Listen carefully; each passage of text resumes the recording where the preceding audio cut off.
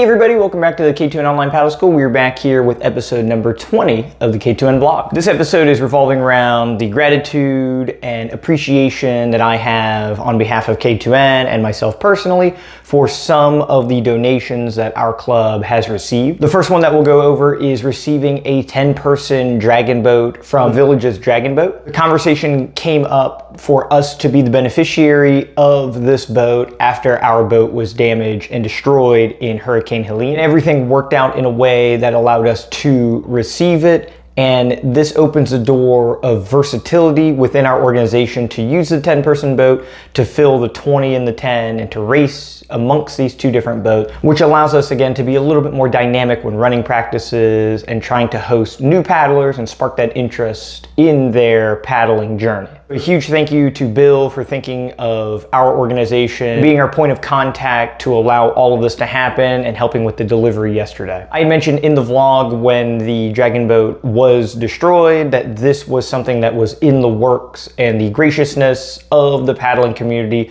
will always reveal itself when things start to get difficult for other organizations. I'm very aware that we are super lucky to be in this position, and I appreciate it beyond all words. So the next boat that we have received as an organization is a heavily damaged Antares OC1. So if you're familiar with Outrigger canoes, you may be familiar with the Kaiwa'a Aries boat. And the Antares is the predecessor to the Aries. So if you take an Aries, it's the same cockpit, it's the same Yakus, it's the same AMA. This precursor boat was designed with more ocean surfing elements in mind at its core, and it came out a little while ago, right? So it being a high volume, longer vessel was kind of the standard. And the Aries was trimming down the fat off of this boat for a more sleek design. So we have received an Antares which ultimately becomes an excellent surfing boat in contrast to the Draco that our club organization has on hand. So I want to go over the story of this Antares because it is both interesting and it is also a showcase of putting good karma into the universe and allowing that to kind of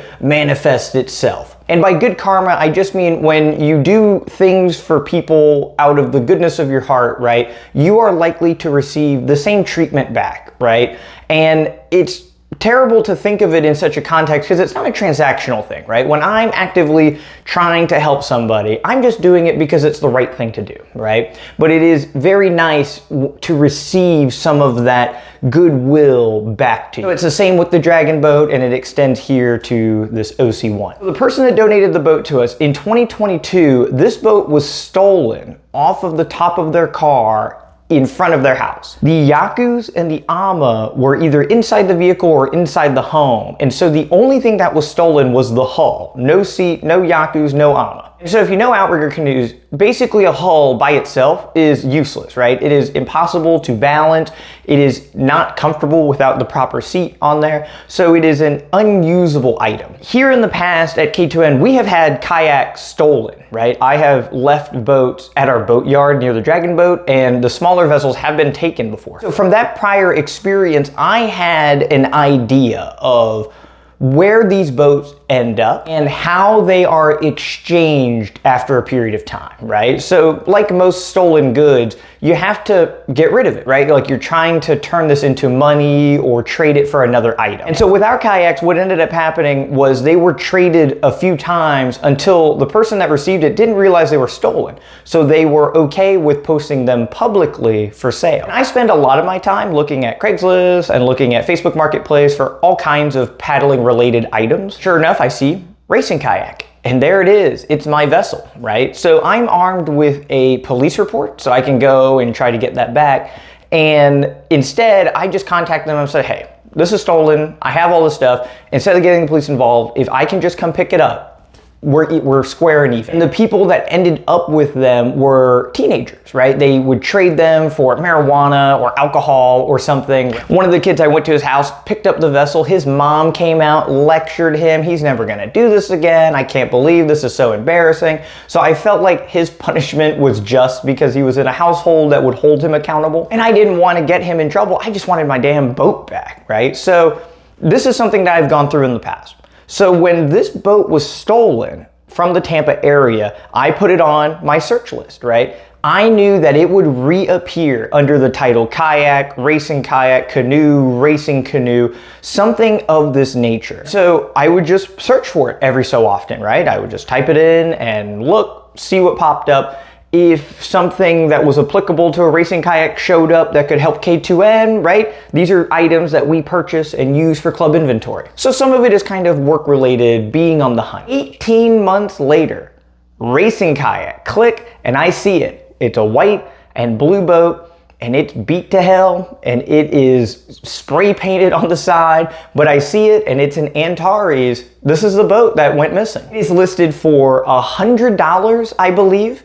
And it is located in Plant City, which is nearby the Tampa area. So I contact the person that it was stolen from, and I let them know, like, hey, I found your boat.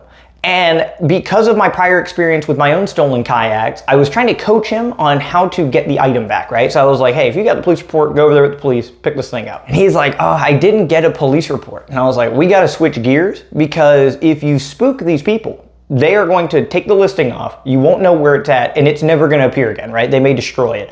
And for the cost of $100, it is worthwhile to just go get the thing. So he negotiates with them, and I believe the price came down to $60, and they give a location. We look up the location on Google Maps, and it's one of those homes where there's like 9 cars out front, right? So you have a lot of people living in one place, right? So again, this becomes kind of a dangerous situation where you have to not raise any red flags, because things can turn disastrous very quickly. Somebody's in the home that is on probation and they're linked to the stolen goods of a $5,000 canoe. Like, things can spiral out of control really quick. So when you go in, you just have to go in and pretend that these people didn't steal your boat, because you're just trying to get it back. So, which is incredibly hard to do, because you want to have this catharsis where you scold them and they pay the consequences of their actions, right? But sometimes it's not risking your life over the principle. But that's just my opinion. If you're in Florida, you can walk around with a firearm on your hip and do however you would like. So ultimately he goes, sees it, gets out of there. So afterwards, he sends me a bunch of pictures, right? And it is heavily damaged. Again, these ozone construction boats are very fragile. So if you drop them on the ground, drag them on the ground, they get punctured quickly. And the people that stole it probably underestimated how fragile the boat is. And because of its incredible length, if you're not acclimated with moving a 21-foot boat around, it's easy to turn and hit the tail on fence posts, stop signs, other vehicles, and so on. So the boat's damaged, but it's not irreparable, right? Nothing has broken to the point where it has lost shape. It has just, busted the carbon in a few spots, and it's dirty, it's spray painted. They did attempt to try and recolor the vessel. Again, they underestimated 21 feet is a lot of cans of spray paint. And so in the front quarter, they gave up. At first glance, it looks like the gray that's on there was it sanded down to the bare carbon. And I was like, man, that's incredible. That's a lot of effort. And then later I realized that it's just gray spray paint. 2023 at around October, right? The boat is found and reacquired. At this point, the person it was stolen from had sold their Amas and Yakus, and I believe the seat as well. So he had none of the other components to put this thing back together, even if the hull was repaired. There are a few reputable people that fix boats professionally here in Florida. One of the positives of that is they do an excellent job, right? They're located right here in Florida, and they do showroom quality levels of work. Downside to this is, because of the skill, it is incredibly expensive, as it should be, but there's not enough of these people that do this work. So when your boat needs to go in for major repairs, it could be 3 to 6 months before you see the thing again. And so it's a huge cost investment and time investment, and it's enough to make you debate on getting a new boat. So that's what this person did, right? They own a Draco now. So the boat had been replaced at some point. So the incentive to repair it and rebuild it was not present. Ultimately, the boat sat in its current state for another additional year. At the Orlando Dragon Boat Festival, as I'm walking through, I see this person, hey, how you doing? And he mentioned, hey, do you want that boat that's broken? And I'm like, absolutely. Doing some detective work of my own, I found the person that he had sold the Ama and the Yaku to. I contact them. They don't want to sell the Ama that they had purchased from him because it's in good condition, and it replaced one that was heavily damaged in the surf and was repaired at an amateur level. But he was willing to sell me that one, right? So we go over there and I pick up that AMA. So you're gonna see the pictures of the patch on the top and the side. It's watertight, it's just the carbon is just kind of blotched on there and it's not sanded. Overall, all we're looking for is just something that is in okay shape, and then I can do the rest on the repair. They wanted to keep the spare Yakus just in case they break in the surf down in the St. Petersburg area, so I ordered the Yaku and I ordered the seat, and I also ordered 2 rudders to replace the broken rudder on the back. So I have all the components incoming, right? So the boat in its current state is complete. Now it's just a matter of fixing the hull and the AMA. When we talk about repairs, right, I am an amateur repair person, right? I only repair stuff because it is an absolute necessity within our club. Something gets damaged, we're not gonna throw it away, we have to attempt to repair it. And it's kind of befallen on my shoulders to learn the skill and go through with it. This is not a call out to anybody, right? When you're working on vessels that are very expensive, when they don't belong to you, it is tough to do, right? When we were working on our OC6, the only person that is allowed to cut that boat open for repair is me. Nobody else wants that responsibility or that burden, right? And I don't blame them, right? So in a lot of scenarios, these things fall on my shoulders. So if they go wrong, there's nobody to blame except the guy that owns the thing. So again, there is a distinction that this is amateur work, and I would not do this for payment for other people because the work does not come out very good. I'm not willing to spend 100 hours to make it look perfect. I'm gonna spend as much time as needed to make it ready for the water again. That's the bare minimum that we're looking for, is we're just trying to protect the vessel and put it in a state where we can function it mostly on flat water as well. So the amount of force that the boat is going to take is very minimal. I will go over some of the things that I do to patch and repair goods, but there are additional levels to it. These additional levels, again, they take more time. They take more resources, right? Having different equipment or having additional pieces of machinery, having higher qualities and more plethora amounts of chemicals to use at your disposal. Most of the time when you have the skill set to do the things that are slightly above my pay grade, you can do it as a full-time job. And I think that's kind of the line for me, is it's as good as it gets before making a large purchase, or spending a tremendous amount of time practicing, or investing a lot of time into it to make it really perfect. So I'm saying all that because if you copy exactly what I do, it doesn't come out professional quality, that's on you. I had this whole disclaimer here. So assessing the boat, right? Most of the damage and the spray paint stuff is on the bottom, but the top side of the boat is in relatively good condition, right? There's only a few little dings here and there, and the paint is in pretty good shape. So looking at the hull repair process, the primary thing that we were looking at was repainting the bottom and having all the stars align for that, and then keeping the paint on the top. So the top is white and blue, and we decided that Kingston Gray from Wet Edge Total Boat Paints is the color that we wanted to try and match with that. And it's still drying currently, but the end product should be passable. So the first step is getting all of the paint that is spray painted on off of the vessel, right? It wasn't necessary to do, like you can use a 180 grit, 240 grit layer of sanding and reapply primer and paint on top of this. But I felt like it was the right thing to do to kind of scrape off all of its past BS, right? Getting all traces of it being stolen and damaged and abused off of the hull. So I used 60 grit to get that all off, and then I went 180, 240 over the top to prep it for primer. So the paint that I use, so I've painted a bunch of things at this point, a 4-person canoe, the OC6, and a handful of OC1s. So I am notorious for using spray paint on really cheap vessels in the past, but on vessels that we plan on using and I want them to have some semblance of looking good and an added layer of protection, which is what the paint is really for, is Total Boat products from Amazon, right? And what we use is topside marine paint. I apply this with a roller and a brush. The method that I use is called roll and tip. So this is kind of the highest quality that you can get to. You can get to 2-part paint instead, which would be probably the highest level of using a roller and a paintbrush. Next level from this would be using a compression paint gun, specifically designed for applying paint. You have mixing, you have thinning, you have hardeners, you have activators. There's a lot of science that goes into it, and if you goof it up, the whole thing is worse than a can of spray paint. I am not talented in that, right? We're just cobbling along here, so I have no future in, you know, again, professional repair work. work. So the first thing that we use is the topside paint primer, and it is super thick. It goes on like Elmer's glue, and it really covers up a ton of the little imperfections and smooths out really well with the roller. From there, we sand it at about 80 grit real lightly, and then 180, 240, and it is ready for the topside paint. So when we get this effect of it looking really smooth and shiny, right, it is primarily from that primer, right? That is the thing that is giving it this excellent base to apply the paint on, right? So when you see these images, it looks like it's sprayed on, and at closer inspection, you can see that it's definitely rolled and brushed, but it still gives you this fairly high quality look. And from there, I'm gonna put on 2 coats of paint. The images that you're seeing is gonna be the first layer of paint. It is still drying currently.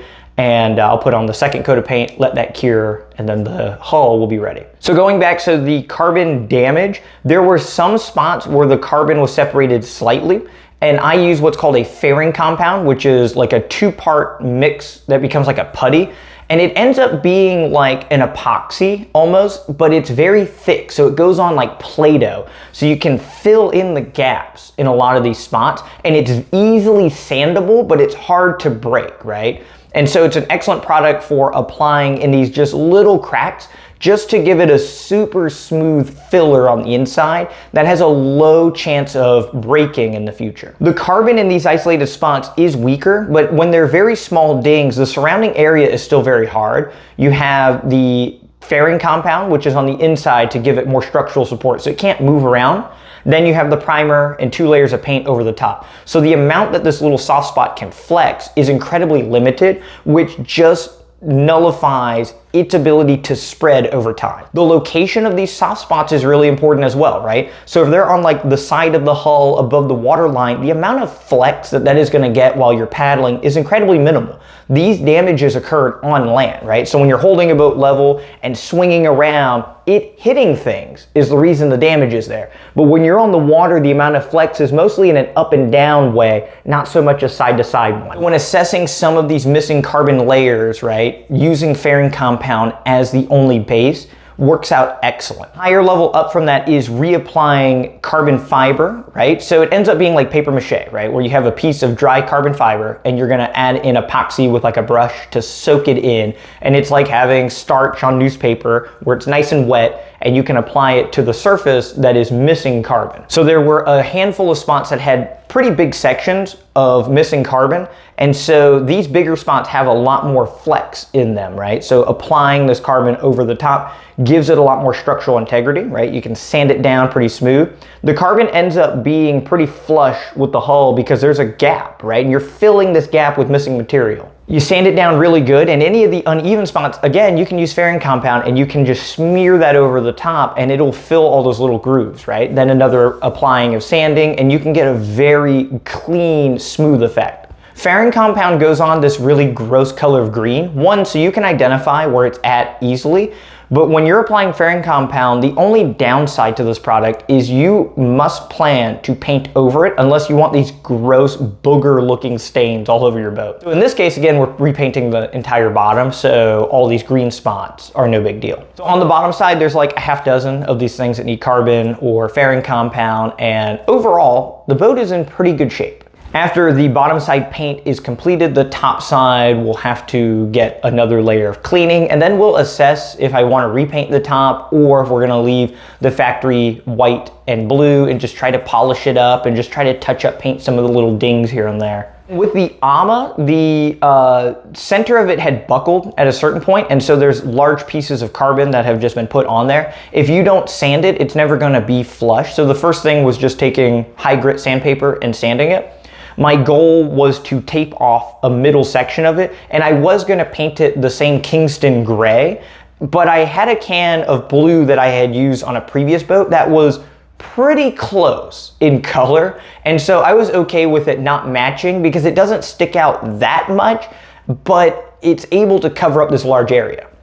So again, when you're gonna aggressively sand the carbon, you're not gonna just sand the exact spot that you need, right? You're gonna sand the good paint that's around it. So you need to kind of block off a section that is larger than the repair to paint over. In welding, they have this term that a grinder and paint makes me the welder I ain't, right? And so I'm closer to that affinity where whenever I lay carbon, I have to over sand and paint it to make it look reasonable again. And so receiving this AMA, it just looked like handiwork that I would do. So just spending the time sanding that down pretty flush. I didn't use Farron compound to even it out. So when you really look close, there are some bumps and grooves, but the layer of paint over the top from a few feet away, if you glance at it, you really can't see that it's damaged. The amount of carbon that touches the water on the bottom side is pretty limited. And I spent the most amount of time sanding that really smooth. That way when it is in the water, its function is very high. And most of the carbon that does stick out is on the side or on the top, right? And so again, it just adds to the structural integrity of it by not grinding that away so much, and the paint covers it up pretty good. So overall, I'm still waiting on a few pieces of the puzzle to be received in the mail. This boat will go operational on Friday, and I'll probably have a picture of it in next week's vlog in the beginning to show you the end product and it being on the water again. Luck is preparation meeting opportunity, right? And so the preparation leading to this was spending the time painting, repairing all these boats over the years. If I had received this boat a handful of years ago, I would not have wanted it because I didn't have the skill set or the fortitude to try and attempt a repair process. Now, after repairing enough boats within our organization, I was confident in being able to bring this boat back to life. So the timing of this donation and the prep work that went into it behind the scenes, right, definitely created this perfect opportunity for us to capitalize on, which makes us very lucky. I don't have any actual video for this week. It is just a synopsis of repairing the boat, showing you guys some pictures. If you have any questions, if you have any suggestions on boat repair or anything that I went through that sounds egregiously terrible, feel free to comment here and let me know. Thank you all so much. Again, the paddling community is an awesome one to be part of. And again, being the beneficiary of these free vessels is tremendous for us to keep moving forward. Thank you all so much for checking this out. If there's anything you'd like to see in the future, feel free to comment. You can email me, or you can get in touch on the K2N Online Paddleschool.com, go down to live chat and it sends a message to me like a text message. If you are not located in Florida in the winter, if you're somewhere where it freezes, we do camps, clinics, lessons, you name it. If you want to schedule it, contact, fly down, put you into any kind of boat that you need. We'll give you the paddles and equipment that you need to get out there on the water, and I will give you all the instruction that you can handle. And if you time it right, you come down for an OC1, you get to try the Santeris I just spent a half hour talking about. So hopefully we get to see you all soon here in person at Lake Hernando in Florida. Thank you all so much, and we'll see you next week for episode 21 of the vlog.